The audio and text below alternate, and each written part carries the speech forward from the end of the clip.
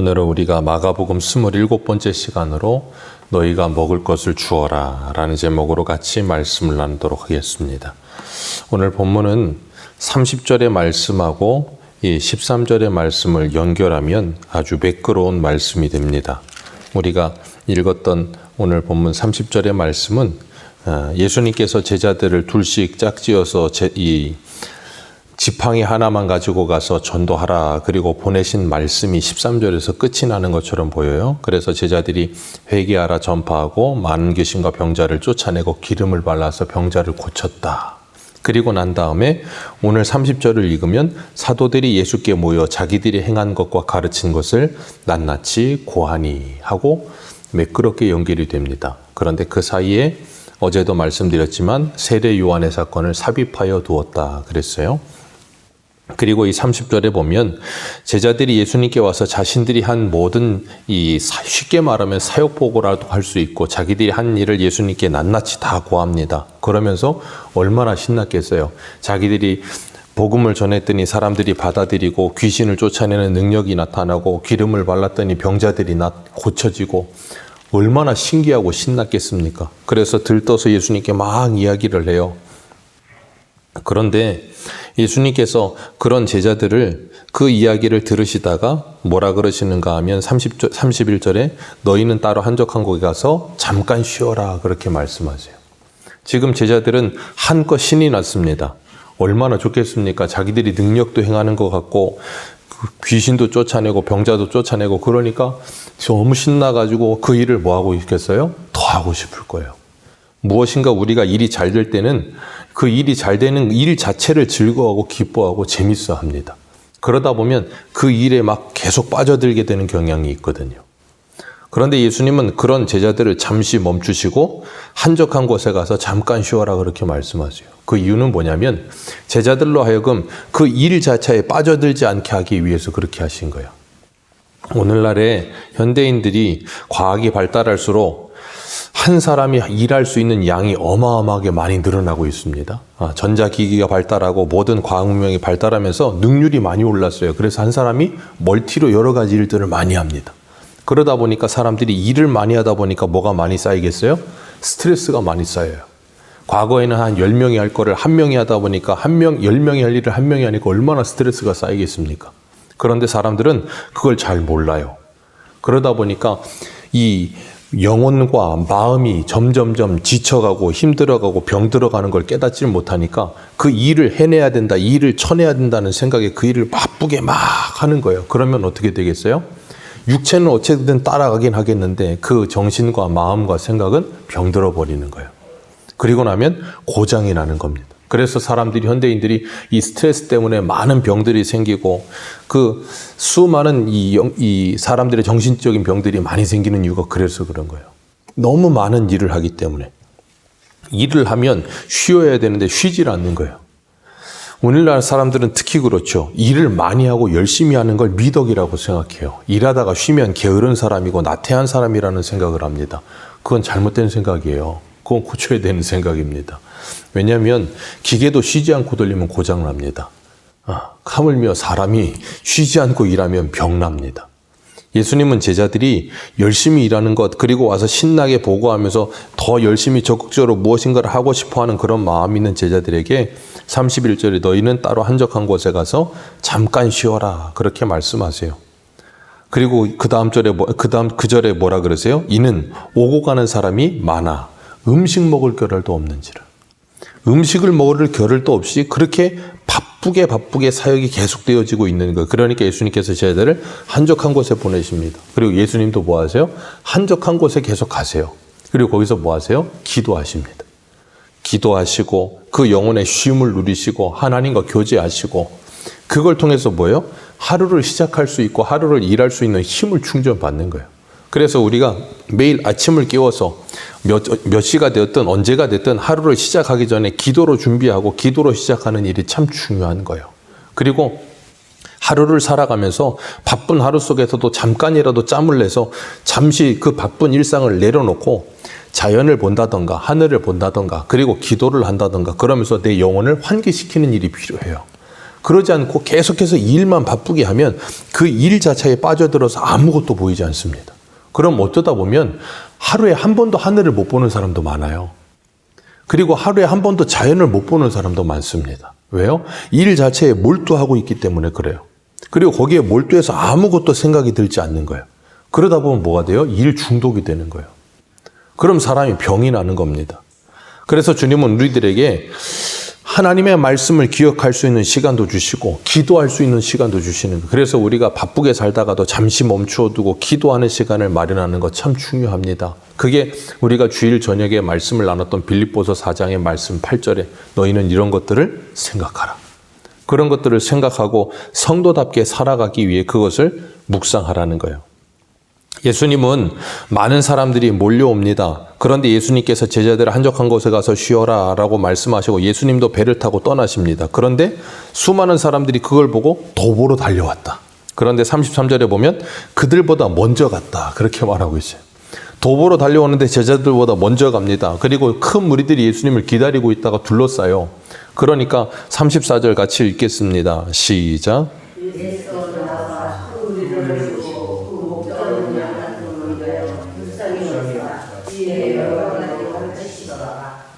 목자 없는 양 같음으로 인하여 불쌍히 여기사 그랬습니다. 수많은 사람들이 목자 없는 양처럼 예수님을 따라다니고 있었던 거예요. 그러나 그들을 불쌍히 여기셨다. 구약성경 아모스 8장 11절을 보면 이렇게 말해요. 내가 기근을 땅에 보내리니 양식이 없어 주림이 아니며 물이 없어 가람이 아니요 여호와의 말씀을 듣지 못한 기갈이라. 저희가 비틀거리며 여호와의 말씀을 구하려고 달려 왕래하되 얻지 못하리니 그날의 아름다운 처녀와 젊은 남자가 다 갈아여 피곤하리라. 하나님의 말씀을 듣지 못하는 기갈의 시대가 찾아올 것이다 그랬고 목자 없는 양같이 이 수많은 인파들이 이리저리 떠돌고 다니는 상태에 있는 거예요. 그러니까 그들을 보면 예수님께서 안타까워하면서 그들에게 말씀을 가르치셨어요. 그들에게 말씀을 가르치시면서 뭐 하시는 거예요? 하나님의 생명의 양식을 그들에게 주고 계시는 거예요. 영의 양식으로 그들의 영혼을 채우시면서 그들의 영혼의 갈급함을 채워주시고 그들의 영혼의 공허함을 채워주고 계시는 거예요. 예수님께서.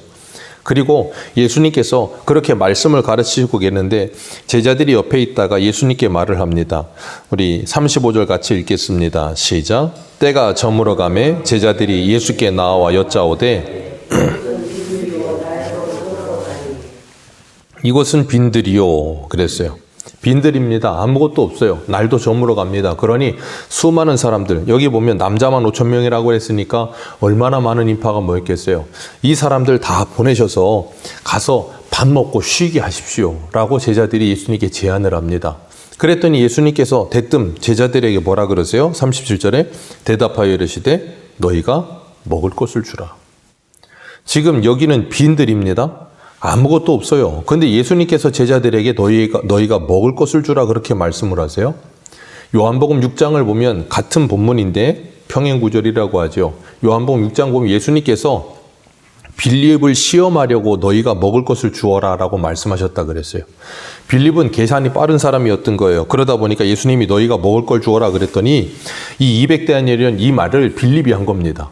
사람들 숫자를 딱 세하려 보니까 이미 딱 계산이 쓰는 거예요.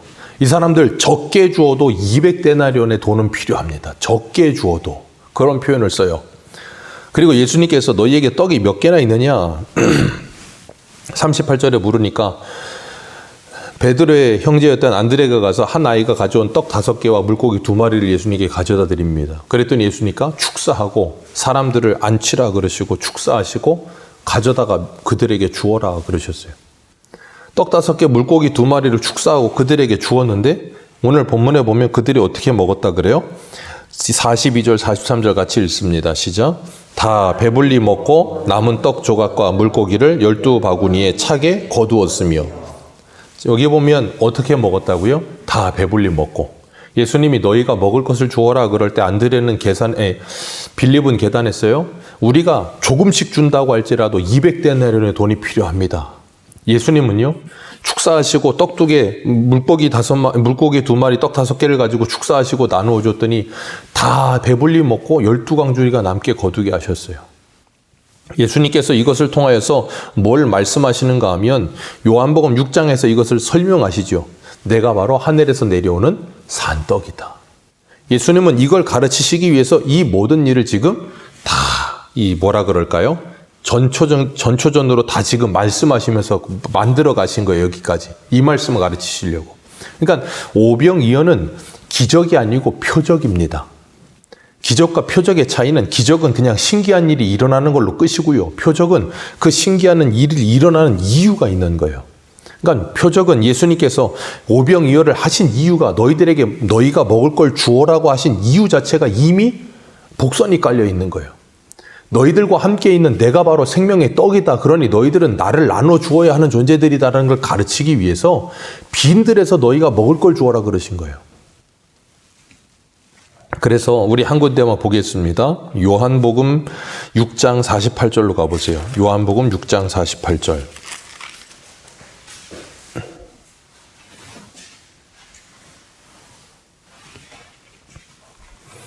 요한복음 6장 48절입니다. 같이 읽겠습니다. 48절부터 51절입니다. 시작. 내가 곧 생명의 떡이니라. 너희 조상들은 광야에서 만나를 먹었어도 죽었거니와 이는 하늘에서 내려오는 떡이니 사람으로 하여금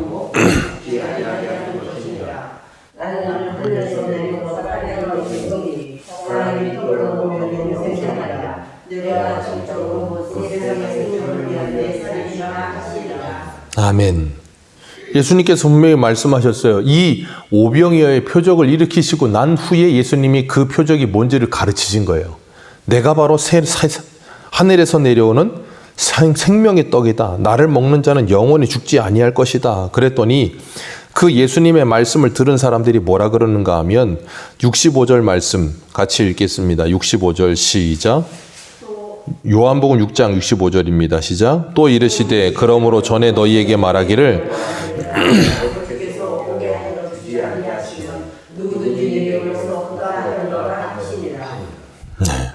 그때부터 그의 제자 중에 많은 사람이 떠나가고 다시 그와 함께 다니지 아니하더라.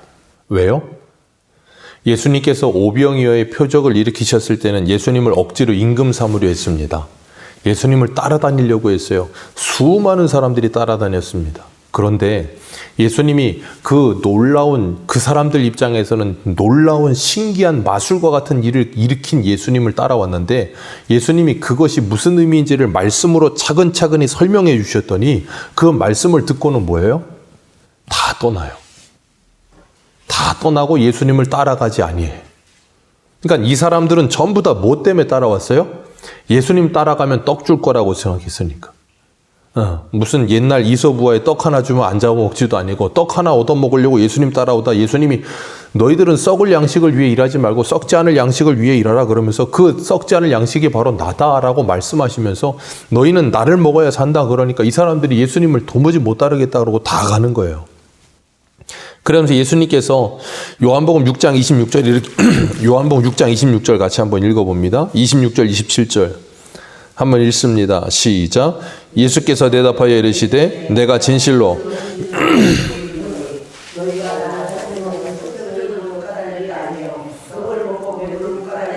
썩을 양식을 위하여 일하지 말고 영생하도록 있는 양식을 위하여 하라. 이 양식은 인자가 너희에게 주리니 인자는 아버지 하나님께서 인치신 자니라. 아멘. 예수님은 요한복음 6장에서 지금 계속해서 이 말씀하세요. 그리고 이 말씀이 그대로 광야 이 출애굽기에 가면 신명기에 가면 어떻게 됩니까? 이스라엘 백성들이 광야 40년 동안 하나님께서 하늘에서 내리신 만나를 먹었어요. 근데 예수님은 이 요한복음 6장에서 말씀하시죠. 너희 조상이 광야에서 만나를 먹었어도 죽었거니와 나를 먹는 자는 영원히 죽지 아니하리라 그런 말씀하신단 말이에요. 그리고 그 결론이 뭐냐면 신명기 8장 3절이에요. 너를 낮추시고 너를 줄이게 하시며 너도 알지 못하며 내 조상들도 알지 못하던 만나를 내게 먹이신 것은 사람이 떡으로만 사는 것이 아니요 여호와의 입에서 나오는 모든 말씀으로 사는 줄 내가 알게 하려 하심이라. 아멘. 광야에서 만나를 먹이신 이유, 예수님께서 오병이어의 표적을 일으키신 이유, 이걸 가르치시기 위해서요. 사람이 떡으로 사는 거 아니고 여호와의 입에서 나오는 생명의 말씀으로 사는 거라는 거. 생명의 양식으로 사는 거라는 걸 가르치기 위해서. 생명의 양식으로 어떻게 살아요? 영생을 살아요. 예수 그리스도께서 전해주시는 그 말씀을 믿어 그 양식을 먹은 사람은 영생을 살게 된다는 걸 가르치시는 거예요. 그러니까 우리가 이 땅에서 육신의 양식을 먹어야 육신이 유지되듯이 우리가 영혼의 양식을 먹어야 우리의 영혼이 건강해진다는 걸 말씀하시는 거예요. 예수 그리스도를 믿고 구원함을 받아 그 양식을 먹어야 우리의 영혼이 건강해져서 하루하루를 영과 육이 건강한 모습으로 살아갈 수 있다는 거예요. 하나님의 말씀을 먹고 그 말씀의 은혜를 받지 못하면 우리 영혼이 메말라 죽는다니까요. 그래서 우리가 왜 그렇게 힘들고 괴로운 가운데 살고 있어요? 이유는 하나입니다. 하나님과의 관계가 끊어져 있기 때문에 그래요. 하나님의 말씀이 내게 공급되지 않고 그 은혜가 내게 공급되지 않기 때문에 그런 거예요. 그래서 이 세상의 사람들이 왜 저렇게 힘들게 살아요? 이유는 하나예요. 생명이신 하나님과 연결되어 있지 않기 때문에 그 영혼이 메말라 죽어 있는 상태에 있는 거예요. 그렇기 때문에 저 세상 사람들은 항상 예민하죠. 항상 힘듭니다. 그래서 사람들이 조금만 건드리면 항상 폭발하고 항상 화를 내고 항상 막 싸우려고 달려들고 항상 그러죠. 이유는 하나예요. 그 영혼이 메말라 죽어 있어서 그래요. 그들에게 뭘 나누어 줘야 돼요? 생명의 떡인 예수 그리스도를 나누어 줘야 되는 거예요. 그들은 육신적으로는 살아있는 것 같고 육신적으로는 굉장히 멋있는 것 같지만 그 영혼이 이미 메말라 죽어 있다니까요. 그래서 항상 그 영혼이 갈급해 있어요. 빈궁에 있습니다. 그래서 항상 사람들에게 인정받으려는 인정욕구에 메말라 있고요. 사랑받으려는 애정욕구에 메말라 있고 항상 목말라 있어요. 그러니까 뭐 조금만 하면 서운하고 조금만 하면 화나고 조금만 하면 폭발하고 이유는 하나예요. 그 영혼이 죽어 있어서 그래요. 그래서 주님은 우리에게 말씀하시는 거예요. 제자들에게 말씀하신 것처럼 너희들이 먹을 것을 주어라. 오늘 저와 여러분들에게도 주님이 말씀하시는 거예요. 우리에게 이 세상에 가서 죽어있는 그들에게 그 영혼이 메말라 죽어있고 몸 배고파서 죽어가고 있는 그들에게 생명 양식을 나누어 주어라라고 말씀하고 계시는 거예요. 오늘도 우리가 이 아침에 주님의 생명의 양식을 잘 드시고 기도하는 가운데 하나님의 은혜를 받으셔서 우리를 만나는 모든 사람들 그들 가운데 정말 예수를 모르고 예수를 만나지 못한 인생들 그래서 하나님의 영의 양식이 없어서 그 영혼이 메말라 죽어가고 있는 이들에게 예수 그리스도를 나누어 줄 수 있는 복된 하나님의 사람들로 살아가시기를 축복합니다. 기도하겠습니다.